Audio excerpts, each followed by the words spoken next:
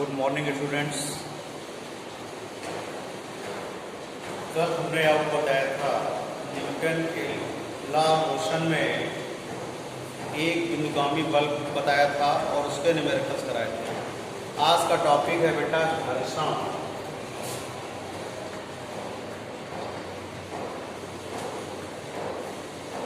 देखिए घर्षण होता क्या है बेटा, जैसे किसी टेबल पर कोई बुक रखी हुई है, आप उसको खिसकाते हैं या हटाते हैं तो अपनी अवस्था परिवर्तन का विरोध करती है।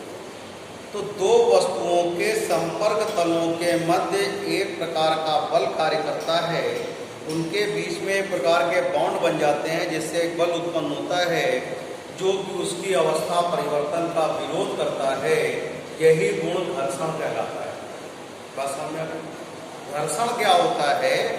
दो वस्तुओं के संपर्क तलों के मध्य एक विशेष प्रकार का बल कार्य करता है जो उसकी अवस्था परिवर्तन का क्या करता है?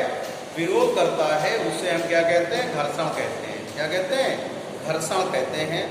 और लगने वाला बल क्या कहलाता है? घर्षण बल कहलाता है। इतनी बात समझ में आ गई? घर्षण कई प्रकार का होता है। पहला होता है स्थैतिक घर्षण। नंबर 1 है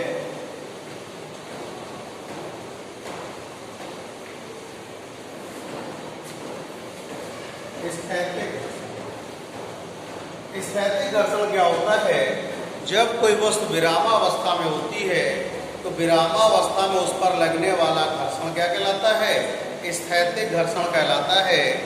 स्थैतिक घर्षण बल Fs प्रक्रिया बल कैपिटल R के अनुक्रमानुपाती होता है। स्थैतिक घर्षण बल Fs प्रक्रिया बल कैपिटल R के क्या होता है? अनुक्रमानुपाती होता है। इसको हटा के एक नियतांक लेते हैं बेटा μs। μs एक नियतांक है जिसे हम स्थैतिक घर्षण गुणांक कहते हैं। क्या कहते हैं? स्थैतिक घर्षण गुणांक कहते हैं। और बेटा R बराबर होता है mg। तो यहाँ से Fs μs mg आ जाएगा। ये आ गया आपके पास स्थैतिक घर्षण का फॉर्मूला Fs बराबर μs mg। बात समझ में आ गई? इसके बाद होता है सीमांत घर्षण।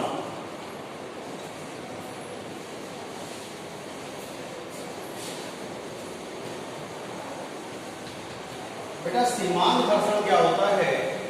स्थैतिक घर्षण बल का वो अधिकतम मान। कौन सा मान?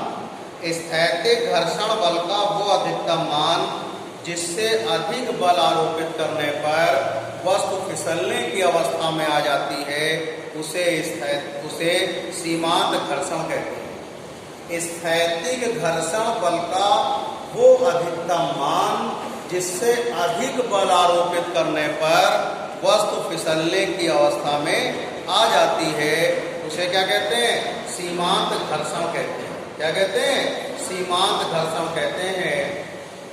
घर्षण बल का, स्थैतिक घर्षण बल का वो अधिकतम मान। कौन सा मान? स्थैतिक घर्षण बल का वो अधिकतम मान जिससे अधिक बल आरोपित करने पर वस्तु फिसलने की अवस्था में आ जाती है, उसे हम क्या कहते हैं? सीमांत घर्षण कहते हैं। नंबर 3 गतिज घर्षण।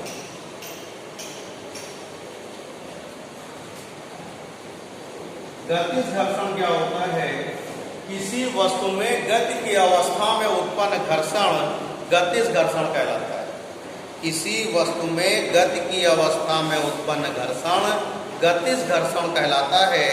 या किसी वस्तु में गति के कारण जो घर्षण बल उत्पन्न होता है उसे क्या कहते हैं? गतिज घर्षण कहते हैं। और गतिज घर्षण बल F के प्रक्रिया बल कैपिटल R के अनुक्रमानुपाती होता है। गतिज घर्षण बल F के प्रक्रिया बल कैपिटल R के अनुक्रमानुपाती होता है। F के बराबर μAR। जहाँ म्यू के एक नियतांक है, इसको हम गतिज घर्षण गुणांक कहते हैं। गतिज घर्षण गुणांक हो या स्थैतिक घर्षण गुणांक हो, ये दोनों ही मात्रकहीन और विमाहीन राशियां होती हैं। कैसी राशि होती हैं? मात्रकहीन और विमाहीन राशि होती हैं। तो गतिज घर्षण क्या होता है? किसी वस्तु में गति की अवस्था में उत्पन्न घर्षण, किसी वस्तु में गति की अवस्था में उत्पन्न घर्षण गतिज घर्षण कहलाता है। और गतिज घर्षण बल प्रतिक्रिया बल कैपिटल आर के बेटा क्या होता है? अनुक्रमानुपाती होता है। इसको हटा के नियतांक लगाएंगे म्यू के। म्यू के एक नियतांक है जिसे हम गतिज घर्षण गुणांक कहते हैं। और आर बराबर होता है बेटा mg होता है। तो यहाँ से आएगा एफ के बराबर म्यू के mg। बात समझ में आ गई बेटा?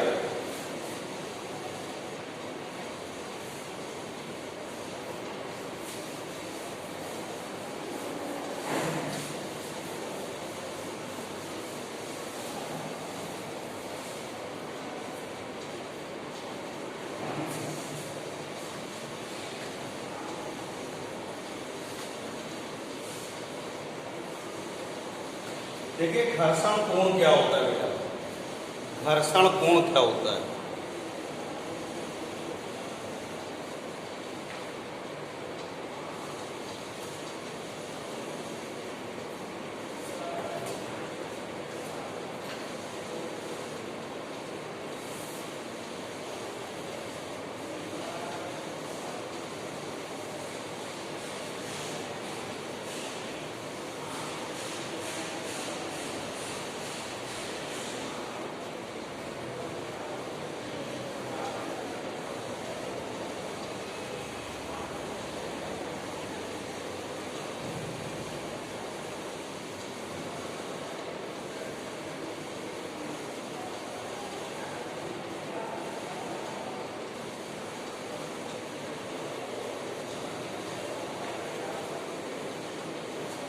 देखिए घर्षण कोण क्या होता है बेटा?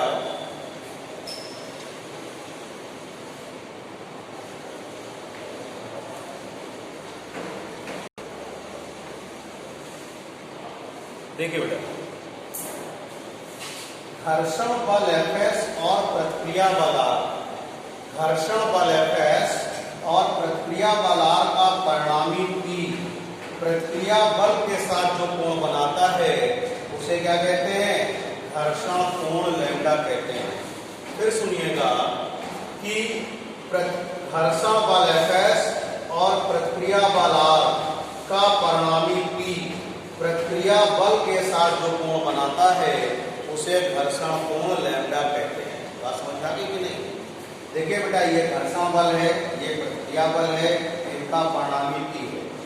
घर्षण बल Fs और प्रतिक्रिया बल R का परिणामी P प्रतिक्रिया बल के साथ जो कोण बनाता है उसे घर्षण कोण क्या कहते हैं? लैम्डा कहते हैं। आप देखिए समकोण त्रिभुज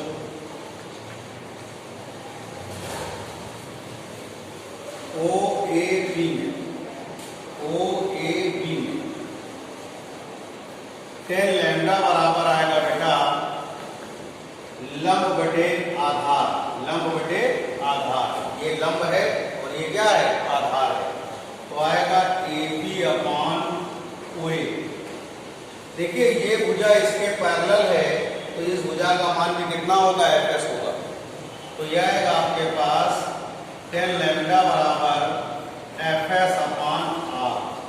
तो tan लैम्डा बराबर होगा Fs की value mu s R upon R। R to R cancel, tan lambda बराबर क्या हो गया? Mu s. तो म्यू एस इक्वल टू क्या हो गया? tan इनवर्स, यहां से आ जाएगा आपके पास लैम्डा इक्वल टू होगा tan इनवर्स म्यू एस। तो ये आ गया घर्षण कोण। तो घर्षण कोण समझ लीजिएगा फिर से बेटा, घर्षण बल Fs और प्रतिक्रिया बल R का परिणामी P प्रक्रिया बल के साथ जो कोण बनाता है उसे घर्षण कोण लैम्डा कहते हैं।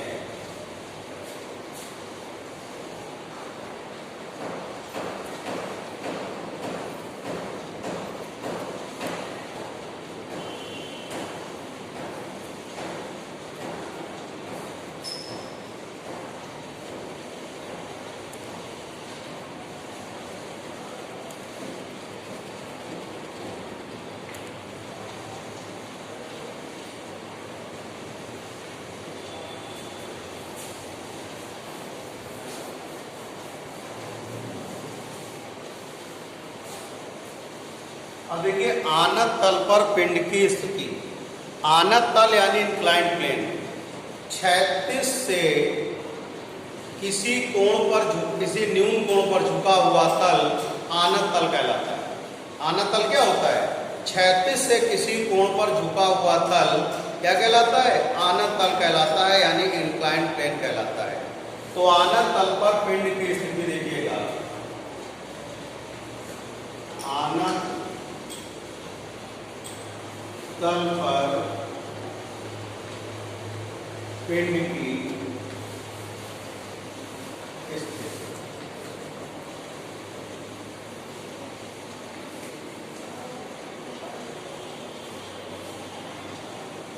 मान लीजिए कि आनत तल है जो क्षैतिज से थीटा कोण पर क्या है?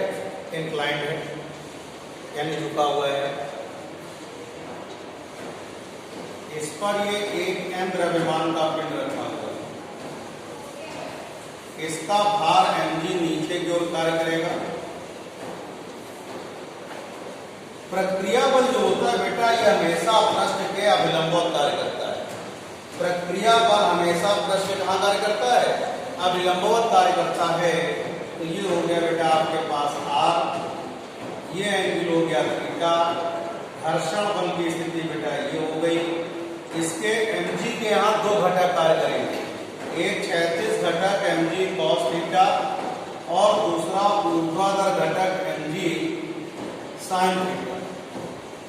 मान लीजिएगा एक m द्रव्यमान का पिंड क्षैतिज से थीटा कोण के आनत तल पर स्थित है, इसका भार mg नीचे की ओर कार्य करेगा।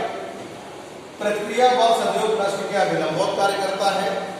इसके भार के दो घटक होंगे, एक क्षैतिज घटक एक mg cos थीटा, ऊर्ध्व घटक mg sin थीटा। बात समझ गए कि नहीं? अब देखिएगा इसका जो ऊर्ध्वाधर घटक है ये घर्षण बल को क्या करेगा? संतुलित करेगा, यानी कि mg sin theta equal to क्या होगा? Fs, और mg cos theta equal to क्या होगा?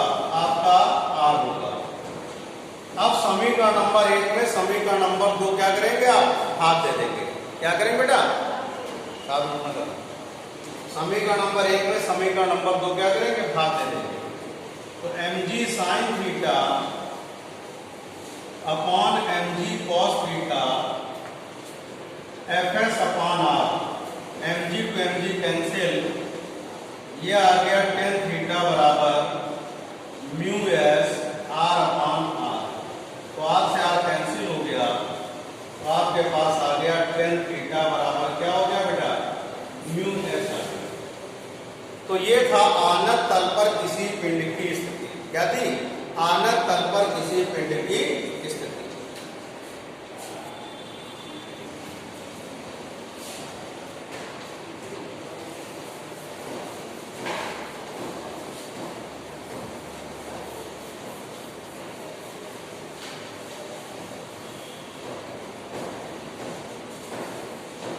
बेटा देखिएगा आनत तल पर पिंड की गति,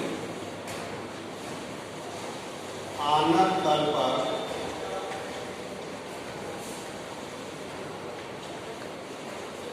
पिंड की गति, आनत तल पर पिंड की गति।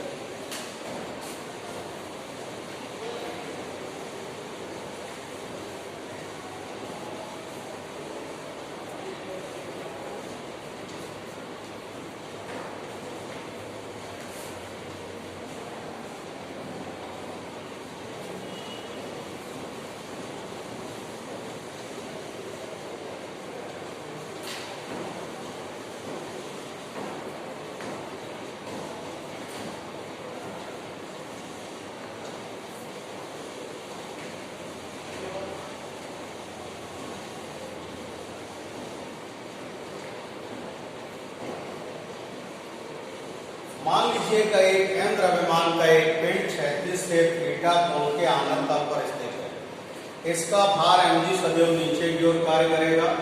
प्रक्रिया बल हमेशा पृष्ठ से ऊपर की ओर कार्य करेगा और इसके भार के दो घटक होंगे, क्षैतिज घटक होगा बेटा mg cos थीटा और दूसरा होगा ऊर्ध्वाधर घटक mg sin थीटा। बेटा जिसके साथ कोण बनता है उसके साथ क्षैतिज घटक होता है और जिसके साथ कोण नहीं बनता उसका क्या होता है, ऊर्ध्व घटक होता है। अब ये पिंड ऊपर से नीचे की ओर गति कर रहा है तो एक घर्षण बल F के इधर लगेगा, त्वरण नीचे की ओर लगेगी, गति नीचे की ओर हो रही है। तो यहाँ पर आएगा बेटा F के बराबर होता है आपका म्यू के आर। देखिएगा पहले इसको बैलेंस करेंगे। R बराबर क्या होगा, mg cos थीटा। आपको मालूम है F के बराबर होता है म्यू के आर, तो F के बराबर क्या होगा, mu k mg cos theta, equation number 1। मैंने न्यूटन के गति के नियम यानी लॉ ऑफ मोशन में एक बात बताई थी बेटा, आपको क्या बताया था कि पहले आप गति की दिशा देखते हो, गति की दिशा में लगने वाला बल माइनस विपरीत दिशा में लगने वाला बल बराबर द्रव्यमान गुणे क्या होता है, त्वरण। द्रव्यमान गुणे क्या होता है, त्वरण। तो यहां पर क्या करेंगे आप, mg sin थीटा गति की दिशा में लगने वाला बल माइनस f के विपरीत दिशा में लगने वाला बल बराबर द्रव्यमान गुणे त्वरण। अब बेटा यहां पर F की वैल्यू रखेंगे, mg sin theta minus mu k mg cos theta equal to ma। बेटा यहां से mg कॉमन कर लो, तो आएगा cos theta minus mu k cos theta, ये होगा sin theta minus mu k cos theta equal to ma। m to m cancel, a equal to आएगा sin theta minus mu k cos theta into g। ये गति का त्वरण निकल आया, क्या निकल आया, गति का त्वरण। तो ये था बेटा आनत तल पर किसी पिंड की गति। ये ध्यान रखिएगा कि भार हमेशा नीचे और प्रक्रिया वाला ऊपर की ओर कार्य करता है। तो पहले आपने r को mg cos थीटा के बराबर किया, F के बराबर म्यू के r आपको मालूम होता है, r की वैल्यू यहाँ रख देंगे। इसके बाद गति की दिशा में लगने वाला बल mg sin थीटा माइनस विपरीत दिशा में लगने वाला बल बराबर F बराबर क्या होगा, m इंटू a द्रव्यमान गुणे त्वरण। यहाँ F की वैल्यू रखेंगे, mg कॉमन लेंगे, m से m कैंसिल कर देंगे, तो a इक्वल टू आएगा sin theta minus mu k cos theta into g। ये था बेटा आनत तल पर किसी पिंड की गति।